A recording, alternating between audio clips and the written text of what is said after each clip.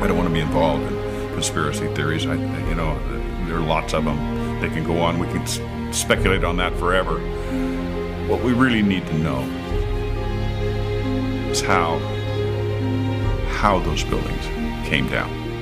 World Trade Center 7 collapsed because of fires fueled by office furnishings. It did not collapse from explosives or from fuel oil fires. To undermine scientific integrity is to undermine our democracy. This is what NIST has done, denied and ignored crucial evidence. The American people absolutely need the truth of 9/11. More than 1,500 architects and engineers and 12,000 others, including many scientists, have signed the petition calling for a scientific investigation of the destruction of the Twin Towers and World Trade Center Building 7. The report, issued by the National Institute of Standards and Technology, referred to as NIST, was not valid science.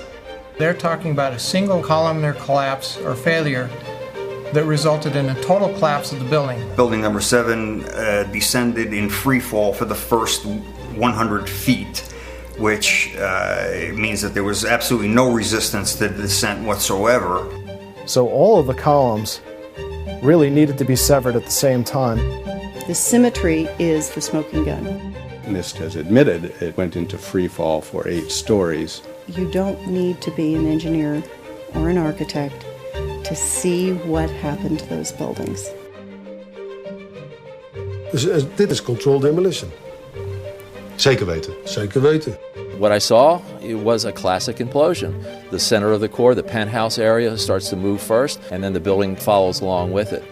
NIST excluded the document from FEMA in Appendix C that documented the evidence of melting steel.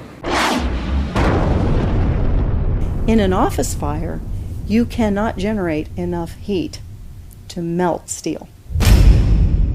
There were these iron microspheres present in all of the dust samples. They needed to have been formed in extremely high temperatures.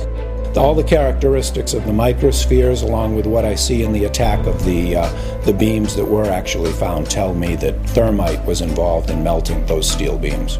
In the dust, what we have found is a modern version of thermite, which we call nanothermite.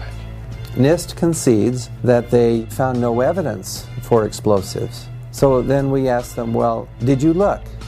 And they said, no, we did not look for explosives or residues of explosives. And in fact, the evidence is overwhelming that these red-grade crystals are very high-temperature incendiaries. And we have watched as scientific integrity has been undermined and scientific research politicized in an effort to advance predetermined ideological agendas.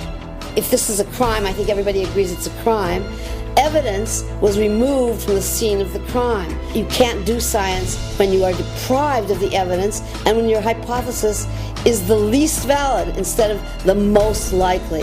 When the most likely hypothesis in the case of Building 7 wasn't even mentioned.